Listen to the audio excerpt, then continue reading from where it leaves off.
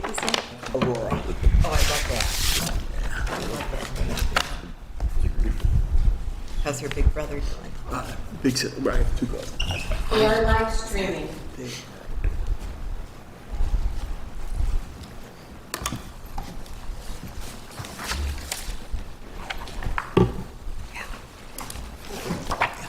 So,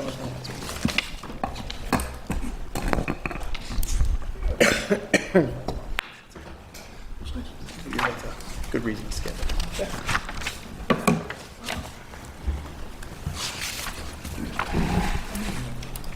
Just do it.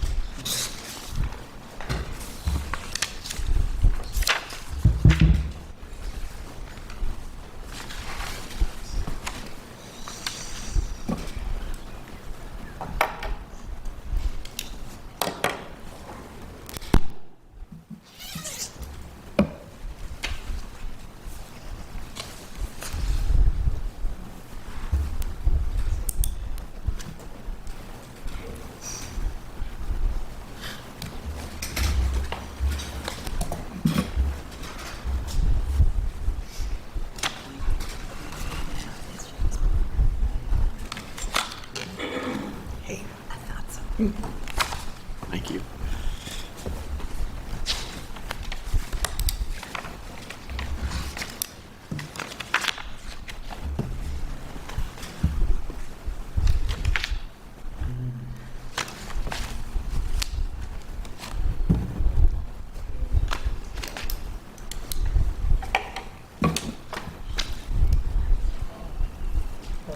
Over. Over. Good evening. Welcome to the May meeting of the Lancaster Zoning Board of Appeals. Please stand for the pledge to the flag. I pledge allegiance To the flag of the United States of America and to the republic for which it stands, one nation, under God, indivisible, with liberty and justice for all.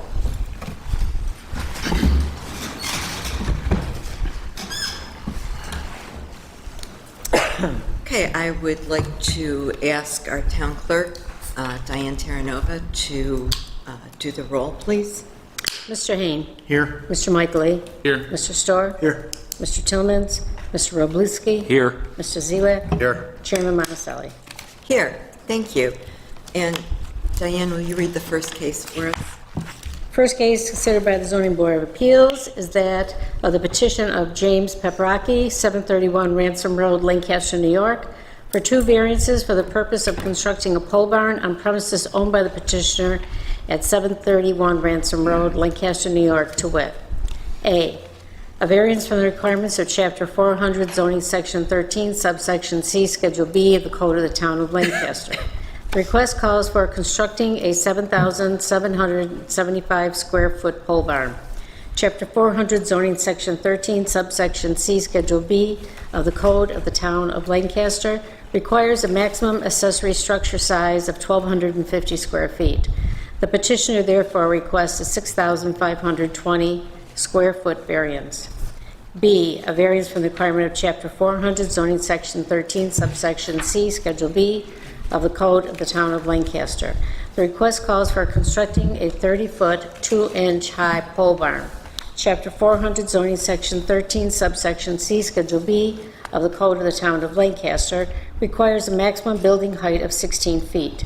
The petitioner therefore requests a 14-foot, 2-inch variance. Thank you. Do we have a representative from 731 Ransom Road? Okay, would you come up to the microphone, please?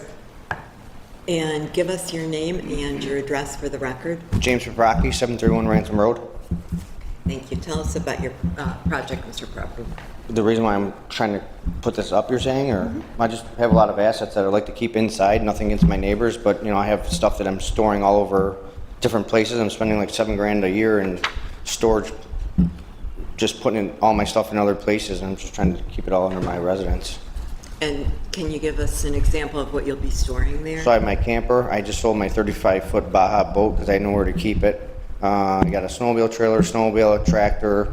I got a couple pieces of farm equipment, whether you want to call them excavators or dump trucks, whatever you want to call it with that. I mean, I have 5 cars myself, you know, I don't know how much more stuff you guys want me to keep listing here.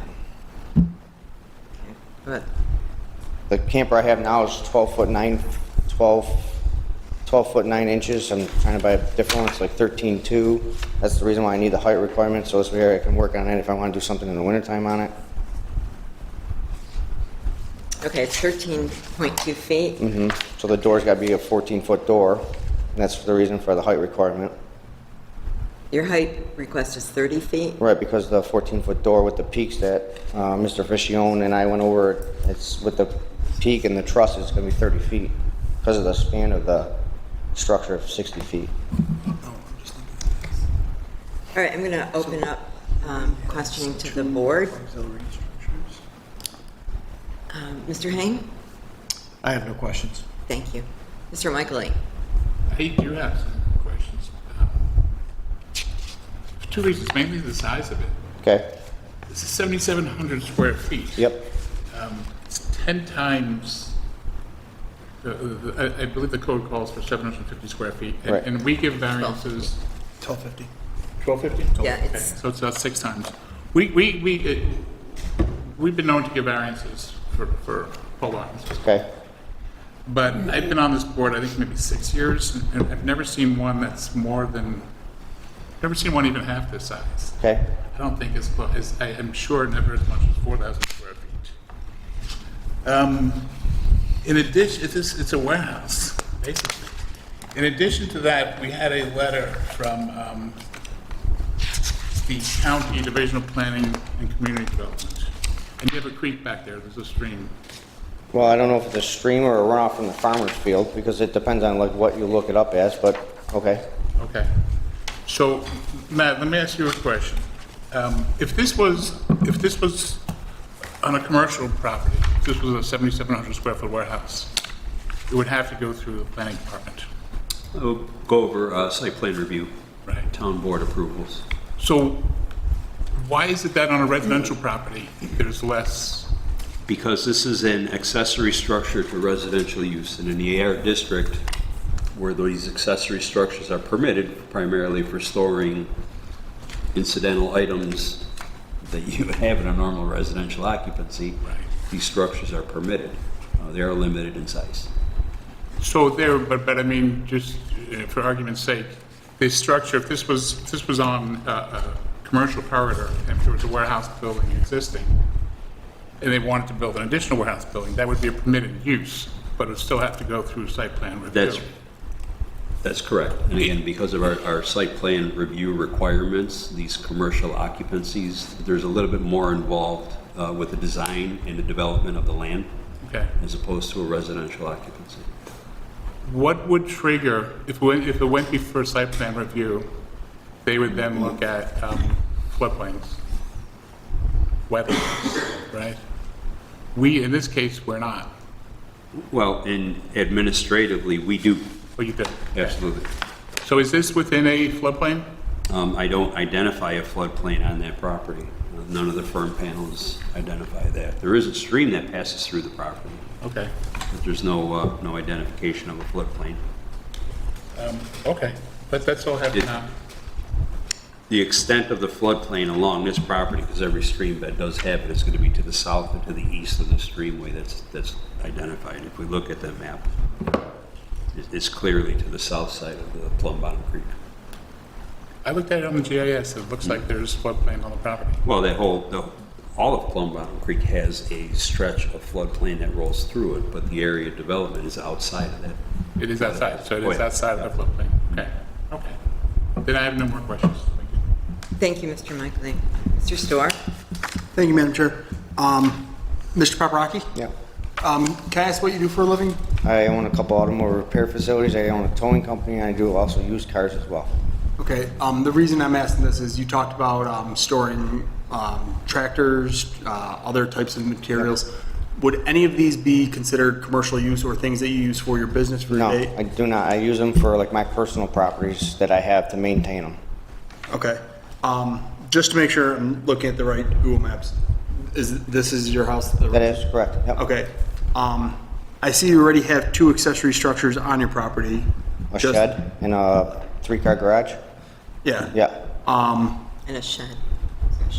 Yeah, it's not on the plan here, but it's right there. It's just Yeah, normal shed. I saw it. Amish boat shed type. Correct. Yep. Okay. But my concern is also, once again, reading the letter from the county, you're adjoining to DEC wetland, and I don't know if you've gotten the letter from the county that we're referencing. I have not, no. Pretty much, to sum it up, is they recommend, I'm going to try to read this. The plan, they're suggesting that developing areas support a balance of conservation and quality development. The town and property owners should consider reducing the size of the project to conserve land. Now, it's your land. It's not this person's right to tell you what to do with your property. But 6 times the town code is quite a large structure. And I understand that, so the reason why I'm going for that is I don't know what my future holds, but like my neighbor next door to me who had a concern about the variance, because I was gonna be at 10 foot off the property line instead of 15, he asked me why am I going for such a big structure? I said, I don't wanna come back in 10 years, 5 years, 8 years, whatever, and say, hey, I wanna put an addition on now. I'd rather just do it now, be done, and be done with it, you know? I mean, the problem that I have is I want to be one and done. I mean, how many times have you guys ever done projects where you're like, you know what, I should have did it this way or should have did it that way 5 years down the road or 10 years down the road? I'm just trying to get it, my house is almost paid for. I'm trying to stay here. I mean, that's pretty much what I'm looking at. Okay. I have no further questions at this moment, but I'm probably going to come back to some. Thank you, Mr. Stark. We've had other variances on this property, haven't we? Not that I'm aware of. I mean, I bought the house from a couple that was going through a divorce, and that's how I've been there Yeah, since I like just recall being at your house a couple of times. way before I owned it, probably. 'Cause Now, within the last year. Anybody else remember that? I don't remember this property. Huh, okay. I think was docketed before. Yeah, it's been on the agenda in I the think that's- past, so maybe Oh, visit it. so it's been, Yeah. okay, yeah, so that's why I've been there 3 times.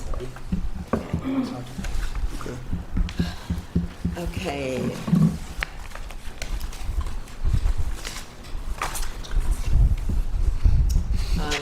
Mr. Rutlowski. Thank you, Madam Chair. Now, how do your neighbors feel about the structure? The only Any one complaints? neighbor had a concern of the property line, that it had to be 15 foot off the property line, and I was asking for 10. So I told him I'll draw it back to that 15. He was fine with it after that. And he even agreed with me about the size too, because he regrets it, because he has 3 structures in his backyard, and he goes, I wish I would have did what you did now, instead of doing what he did after 3 additional ones. No further questions. Thank you. Mr. Zelak? Thank you, Madam Chair. I do have a question. Off of your stamp drawing here, your proposed structure is right behind the kennel, so you're taking out, what, a couple trees? Well, yeah, the kennel is no longer there. It's been gone since I moved in there. But yeah, it's pretty much 25 feet off of the existing garage, I think it's going to be. Okay. Yeah. Just looking at Google Maps. like Yep, you're- there's 3 trees that will come down. Yeah, Yes. there's just 3 trees. The rest of it's pretty much brush and wide open. Yep. So you're really not affecting the environment substantially on that end. Right. And you said that you're not going to run business out of... No, I have multiple businesses now. I'm not looking to run anything out of it. I just need somewhere to store my stuff is what I'm trying to do. It's pretty much just dry storage. Okay. I don't want my neighbors looking at it, nothing against them. They've not said anything against any of the stuff that I've brought home, meaning my cars and whatnot, but I'd rather have them stored inside. I mean, it's an asset, right? So you spend your money on something you want to last a long time. You want it left outside, or you want it in a stored unit. You know, that's the way I prefer to have my stuff. When I go to sell my stuff, when I'm done with it, I have no issues selling my stuff because everyone looks at everything like, oh, well, it's well maintained and it's not weathered and so forth. So that's what I'm trying to do. Okay. I have no other questions. Thank you. Okay, thank you, Mr. Select. I'm looking at the letter that Mr. Michaelak was referring to. There were the concerns of the stream and the wetland.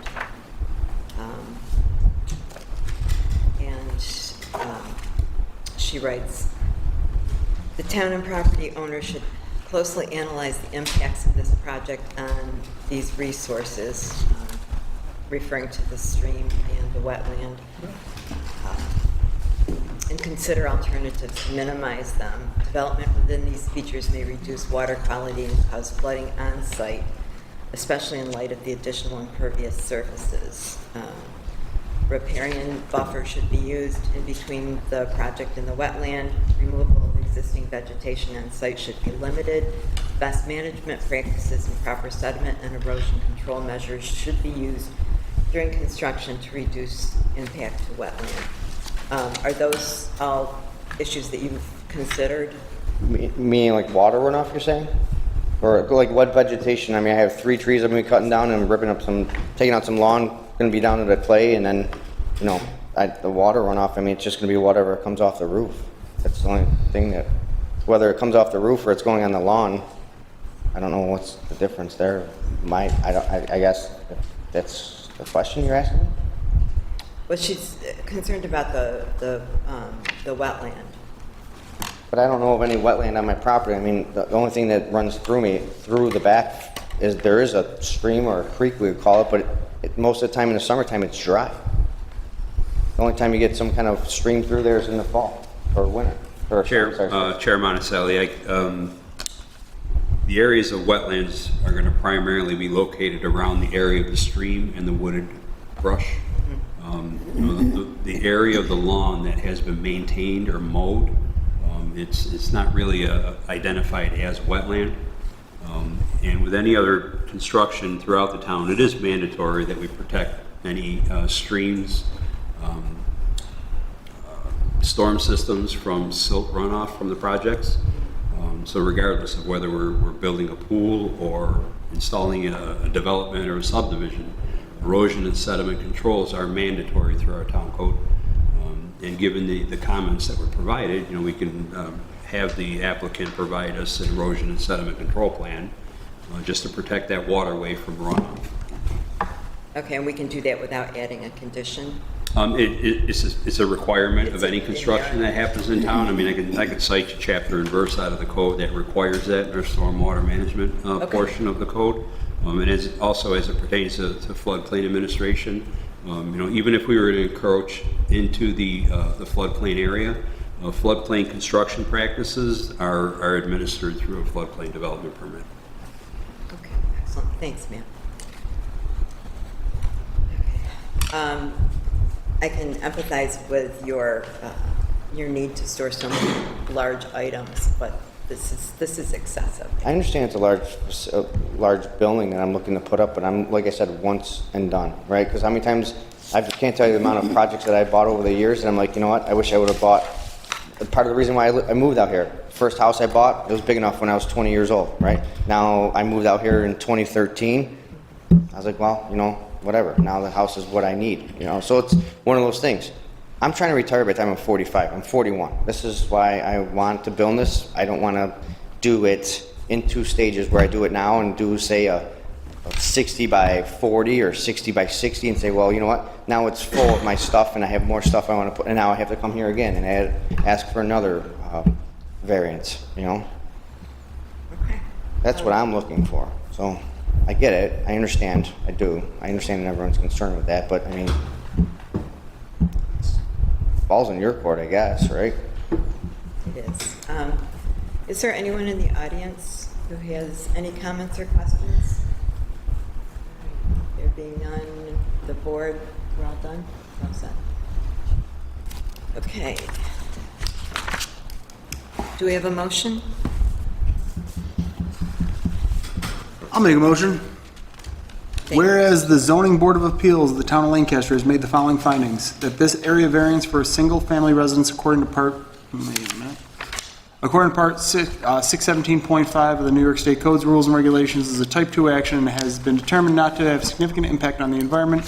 Therefore, it is not subject to a SEQRA review, that no undesirable change will be produced in the character of the neighborhood by the granting of the area variance relief sought, that no detriment to nearby properties will be created by the granting of the area variance relief sought, that the benefit sought by the applicant can be achieved by some other method feasible for the applicant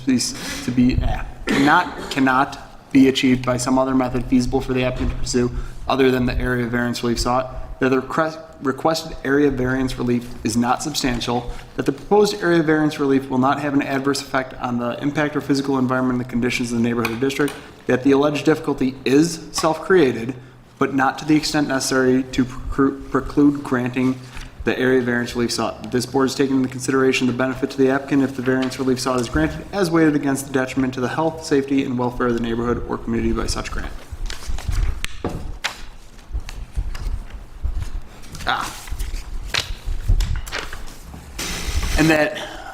And that no commercial enterprise other than those permitted by Chapter 400 of the Code of Town of Lancaster will be conducted on the premises. Thank you, Mr. Storr. Do we have a second? I'll second it. Second, Mr. Zelak. Roll call vote, please. Mr. Hain. No. Mr. Michaely. No. Mr. Storr. Yes. Mr. Robluski. No. Mr. Zelak. Yes. Ms. Monticelli. No. Okay, so no. All right, thank you for your time. Thank you, sir. All right, take care. You too. You too. Is there anything else that would make it be a yes or no? Smaller. It's too late. Small. It's just so, it's so big. This isn't the time or place to have that discussion. I apologize, sir. I'm just asking, like, I don't know what you guys. The issue is the size. I mean, that's the only issue. What size is it acceptable? 1,250 square feet. That's the answer. Yep, see you guys. Thank you. Thank you. Yes, sir.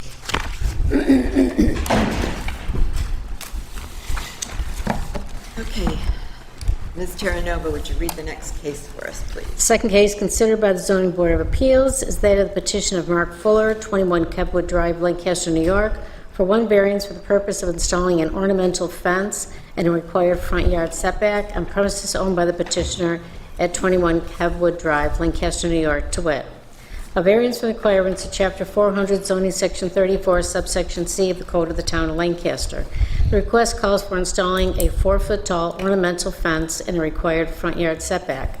For Chapter 400, Zoning Section 34, subsection C of the Code of the Town of Lancaster, requires within non-industrial districts no fence or wall other than a necessary retaining wall over 3 feet in height shall extend into the front yard of any lot. The petitioner therefore requests a 1-foot variance. Thank you. And do we have a representative from 21 Cowwood? Hi. Mr. Fuller? Mr. Fuller. Okay, would you just give us your name and Sure. address for the record? It's Mark Fuller, and I'm at 21 Kepwood Lane. Thank you. When you're ready, go ahead and tell us about your report. Sure. So what I'm looking to do is I'm looking to install an in-ground pool. And in order to do the pool, I need to have a 4-foot tall fence. So that's why I'm looking for the 1-foot variance. All right, and this would be in a side yard, which is considered a required front yard? It is. It will be at some point, I guess. Right now, it's a partial road. I guess maybe they're going to build back there. I was hoping not. And I did talk to my neighbors. Nobody has any problems with it. I also have a couple of neighbors, one directly across the street who has a 5-foot tall fence on a corner lot. Same road on the other end, there's another one that has a 6-foot tall fence. So it's not out of the norm for the neighborhood. I'm also only going to do a 4-foot ornamental fence, so I'm thinking that hopefully that'll be acceptable to everyone. All right, thank you. All right, let's start the board's questions with Mr. Michaely, please. Thank you, Madam Chair. I have no questions. Thank you, Mr. Michaely, and Mr. Storr. Thank you, Madam Chair. No questions. Okay, and Mr. Robluski Thank you, Madam Chair. No questions. and Mr. Zelak. Thank you, Madam Chair. I have no questions as well.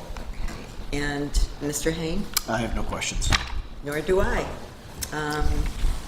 Anybody in the audience?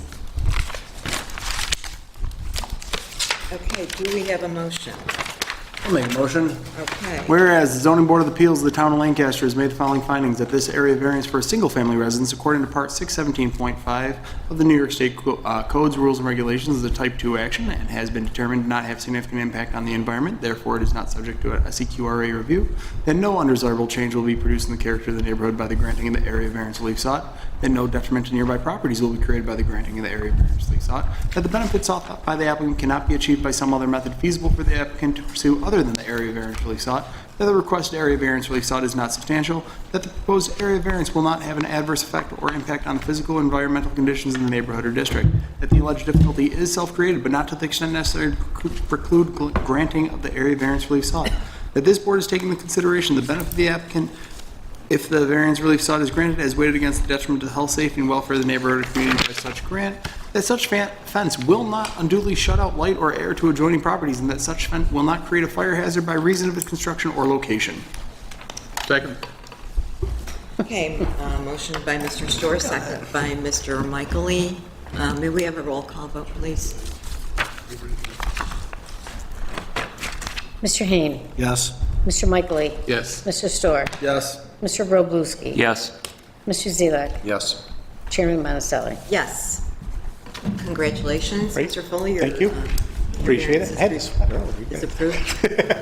Thank you, I appreciate it. Yeah. You're most welcome. Have a Take good care. night. Thank you, you too.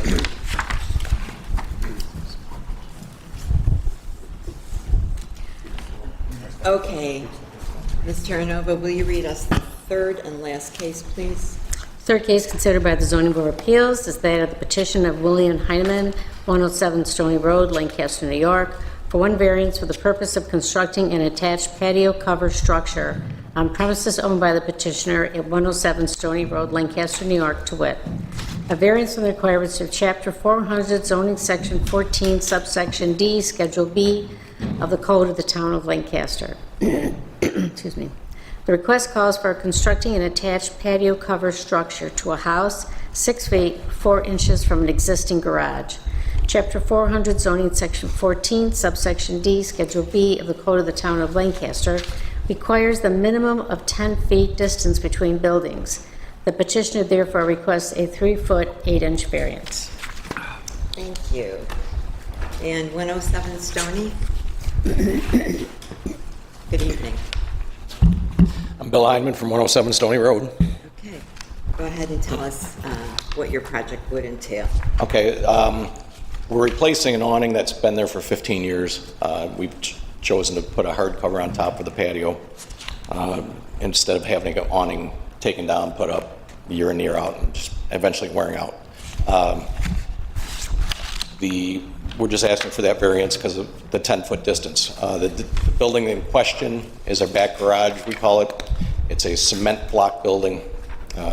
There's also, we have a cellar entrance already attached to the house that is the same distance away from the garage already. So we're just looking for that variance to get this hard cover put on the patio. Okay. Talking about asphalt? Say that again? Asphalt shingles? Shingles. Yes, Okay. yes. Thank you. And have you talked to your neighbors? Yes. Okay. All right. And There's only one neighbor that can really see it, a neighbor on my south side. He's fine with it. Okay. I mean, we've had an awning up there for 15 years. It's going to be better looking than the awning was. is it the same size? Yeah, Is the awning approximately. also that? Yeah, the house, the permanent structure is going to be a little bit larger, but not much, just because of the building materials. So it's going to be a little further out, inches, and a little bit. Okay. Thank you.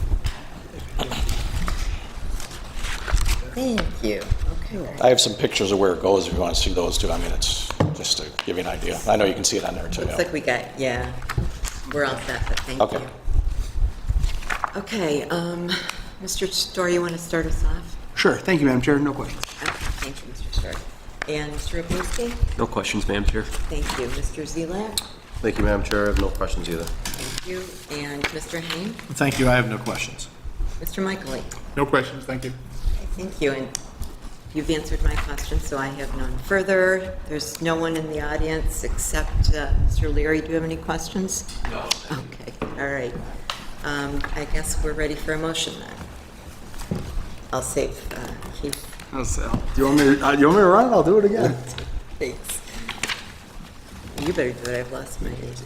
Whereas the Zoning Board of Appeals of the Town of Lancaster has made the following findings, that this area variance for a single-family residence according to Part 617.5 of the New York State Codes, Rules, and Regulations is a Type 2 action and has been determined not to have a significant impact on the environment, therefore is not subject to an SEQRA review, that no undesirable change will be produced in the character of the neighborhood by the granting of the area variance relief sought, that no detriment to nearby properties will be created by the granting of the area variance relief sought, that the benefit sought by the applicant cannot be achieved by some other method feasible for the applicant to pursue other than the area variance relief sought, that the requested area variance is not substantial, that the proposed area variance relief will not have an adverse effect or impact on the physical or environmental conditions of the neighborhood or district, that the alleged difficulty is self-created, but not to the extent necessary to preclude the granting of the area variance relief sought, that this board has taken into consideration the benefit to the applicant if the area variance relief sought is granted as weighted against the detriment to the health, safety, and welfare of the neighborhood or community by such grant. Thank you. Second? I'll second. Thank you. Second. Motion by Mr. Storr, second by Mr. Zelak. And may we have a roll call vote when you're ready? Mr. Hain. Yes. Mr. Michaely. Yes. Mr. Storr. Yes. Mr. Robluski. Yes. Mr. Zelak. Yes. Chairman Monticelli. Yes. Okay, congratulations. Your variance has been approved. Just next step is to meet with the building department. Okay. Okay? Okay. All right, good luck with your project. Good morning. And he's hanging, right? I'll just make. Motion to adjourn? I'm going to make all motions tonight. Yeah, you are. Just wonder if there's any other business the board needs to address before we adjourn. Matt, you got anything for us? Okay. Next, Second. motion to adjourn, Mr. Storr, second, Mr. Robluski, all in favor? Aye. Aye. All right. We are adjourned. A monster really kicked in. Yeah. Monster kicked right in. I struggled through that first one. Good try. I've been doing this for 4 years. I still can't say the word preclude without struggling.